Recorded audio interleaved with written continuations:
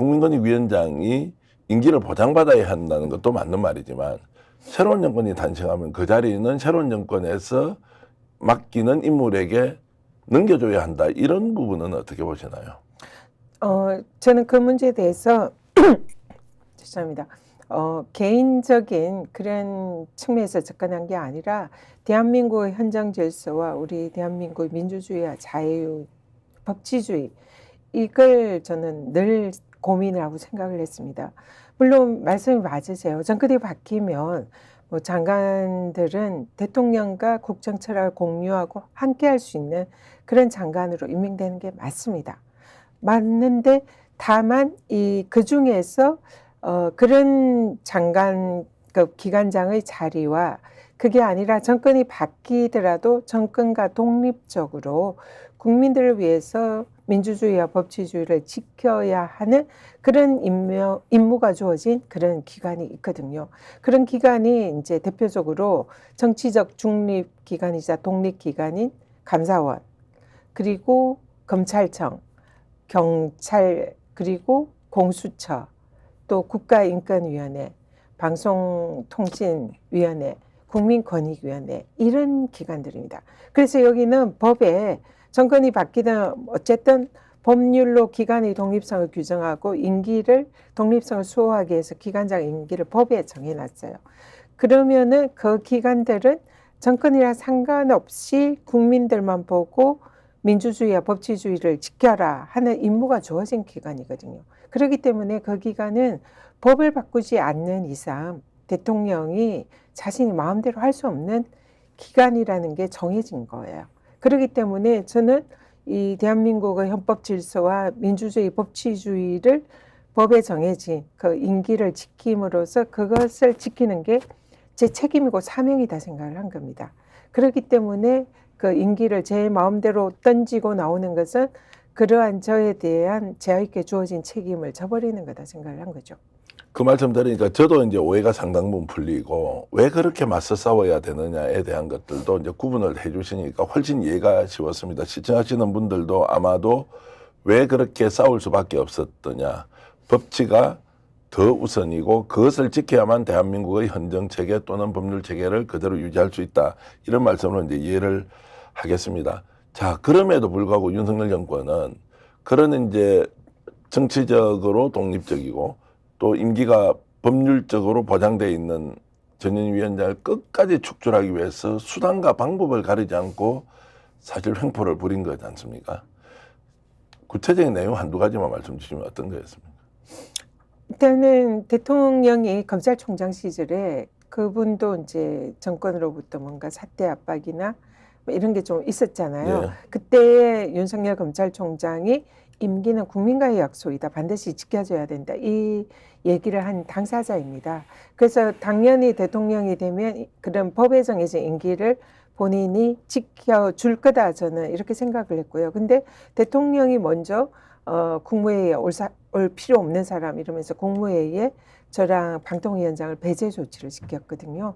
그래서 이게 사실상 대통령부터 이제 저 두 전임 문재인 정권 때 임명된 장관급 기관장 둘이 물러나라 사인을 준 거라고 생각해요. 그리고 그 다음부터 국민의힘 뭐 비대위원장, 원내대표, 사무총장, 대변인 뭐 어쨌든 국민의힘의 지도부 의원들이 번갈아 가면서 물러나라 사퇴해라. 그것도 이제 차마 입에 담기 힘든 모욕적인 연설을 쓰면서 연일 공개적으로 그렇게 이제 하면서 그럼에도 불구하고 이제 제가 물러나지 않으니까 감사원을 통해서 정치적 표적 감사를 이제 시작을 한 겁니다.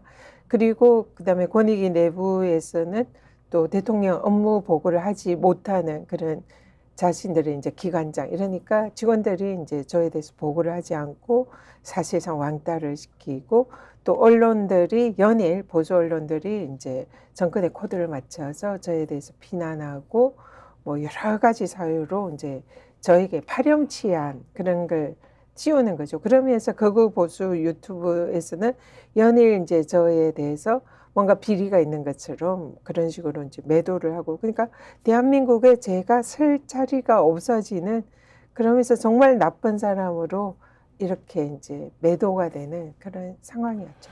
전현 위원장 말씀 들어보면 실제 윤석열 정권 들어서고 나서 특정인을 몰아내기 위해서 권력이 얼마나 사유화되었고 국가 공기관, 공적 기구를 특정인의 축출용으로 썼다는 저 행위에 대해서는 아마 정권이 바뀌고 나면 반드시 책임을 물어야 한다. 우리가 갖고 있는 국가 기관이나 제도라는 것이 특정인의 정치적 목적을 위해서 사유화되고 이용됐다는 점은 어떤 경우에도 국민들이 용납하기가 어려울 텐데 이제 이런 부분에서는 직접 목격하시고 직접 당사자였고 수많은 증거들이 남아있기 때문에 어떤 식으로든 국민적 단죄를 받아야 한다. 정치적 견해는 밝힐 수 있지만 나갔으면 좋겠다고 할 수도 있고 불편하니까 좀 사양 좀 해주면 어떠냐고 할 수는 있지만 그것을 아니라고 했을 때 모든 권력기관을 동원해서 특정인을 이렇게 정치적으로 매장을 시키기 위해서 했던 행동, 언론이 거기에서 어떻게 부하내동을 했던지 기억하시면서 우리가 반드시 그 책임을 물어야 한다는 생각이 좀 듭니다. 어찌됐든 그런 과정을 거쳤고 그 참기 어려운 수모 그리고 정말 견디기 어려운 고통을 1년 정도 이제 겪으면서 국민들이 실제 이제 전현희 위원장이 어떤 사람이다. 아, 저분이 저런 면모가 있었네.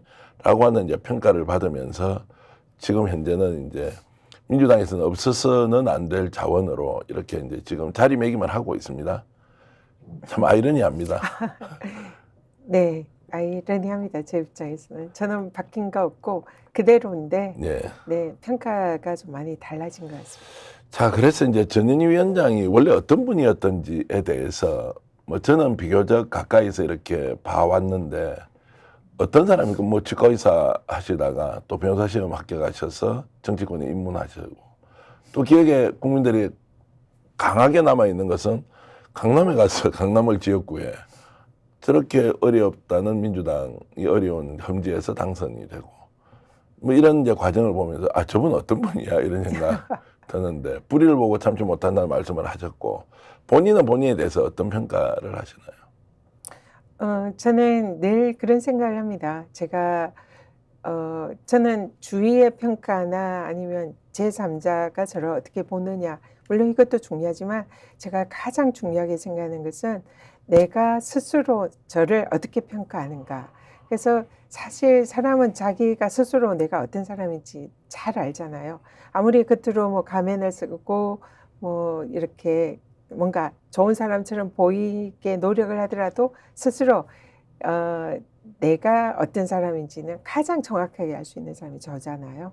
그래서 저는 제 철학은 그렇습니다. 제가 죽을 때 스스로 저에게 넌 참 멋지게 살았어. 넌 정말 멋진 사람이야. 이렇게 제 스스로에게 평가를 해주고 싶어요. 그래서 그렇게 제가 생각하는 멋진 사람은 그냥 세간의 그런 잣대나 이런 게 아니라 스스로 생각했을 때 제가 생각하는 가치, 그러니까 제가 정치를 할 때 제가 생각하는 가치는 제가 사회적 약자나 어려운 사람들에 대해서 제 능력 있으면 조금 더 쓰겠다는 거고, 그리고 또 불의에 대해서는 용서하지 않겠다는 거고, 그리고 그런 거에 대해서 그런 얘기를 할 수 있을 정도로 제가 스스로 저에게 부끄럽지 않는 사람, 이런 게 되어야 제가 그런 얘기를 할 수가 있거든요. 그래서 그런 걸 제가 실제로 제 인생을 그렇게 살아왔을까 할 때 죽을 때 그래 맞아 나 그렇게 해왔어 멋져 이렇게 할 수 있는 삶을 저는 늘 그리고 있어요. 스픽스는 말하는 언론입니다. 대세는 유튜브, 그중에서 스픽스. 좋아요, 댓글, 구독, 알림 설정. 여러분이 저희를 사랑해 주시고 우리가 여러분을 사랑하는 4가지 방법입니다.